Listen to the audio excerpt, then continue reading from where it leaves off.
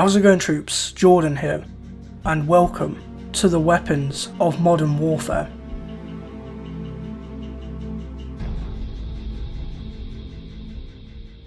In this episode, we'll be taking a look at the MP5. The MP5 in-game is a submachine gun that you unlock immediately at level 1, as it is part of the Spec Ops default class. The Heckler & Koch MP5A3 was a weapon that was designed and developed in the 1960s by a small team of engineers from Oberndorf-based Heckler & Koch. The MP5 was first adopted by the German Federal Police in 1966, 2 years after work began on the MP5. However, it wasn't until the 1980s where the MP5 became the iconic weapon that we know today, from its use with the SAS after the events of the Iranian embassy siege in London. As of 2016, there are currently over 100 different variants of the MP5, including a semi-automatic variant. The variant that we see in Modern Warfare is the MP5A3 variant, and with that being said, let's take a look at some in-depth stats. The fire mode in-game for the MP5 is fully automatic. Despite the MP5's weapon model having different fire modes, this feature is unfortunately unavailable in Modern Warfare.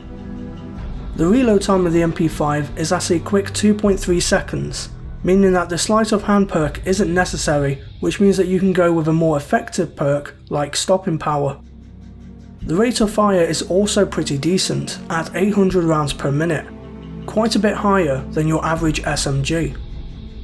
The magazine size of the MP5 is at an average 30 rounds, which is enough ammunition to at least survive a couple of gunfights before needing to reload. However though, with the slightly higher rate of fire, you might find that you'll be reloading quite often than you anticipated. The recoil of the MP5 is also quite moderate, meaning that any gunfights from medium ranges will require burst firing for precise and accurate shots. As you'll notice by holding the trigger down, you'll see that the MP5 will tend to go in more of an omnidirectional shape, but can slightly rise upwards and towards the right. The damage figures are quite good for this weapon at 40-20. This means that up close you'll be killing enemies within 3 shots, or if you're very precise with your aim, you can kill enemies up close in 2 shots due to the 1.4 times headshot multiplier.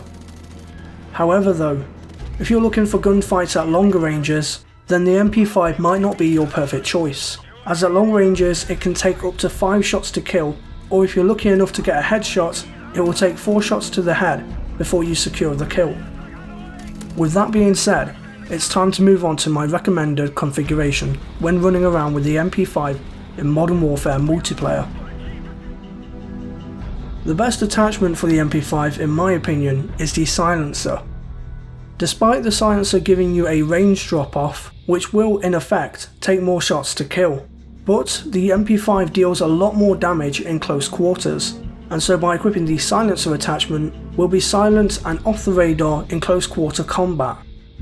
Additionally, by equipping the silencer attachment in Modern Warfare, the MP5A3 is converted to another variant called the MP5 SD3, which is a variant of the MP5 that features a built-in suppressor.